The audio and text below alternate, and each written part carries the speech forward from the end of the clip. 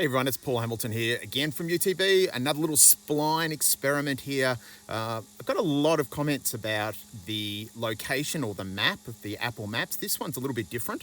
Thought I might give an aerial view. So the last one that I posted was very much from a ground perspective.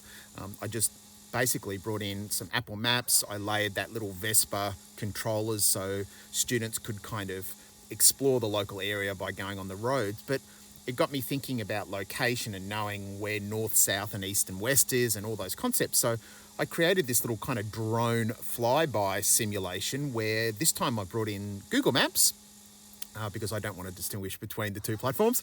So Google Maps in here, just a screenshot, and I have brought in a little drone from Sketchfab, put those game controls applied to them, slowed it right down so they're not traveling so fast.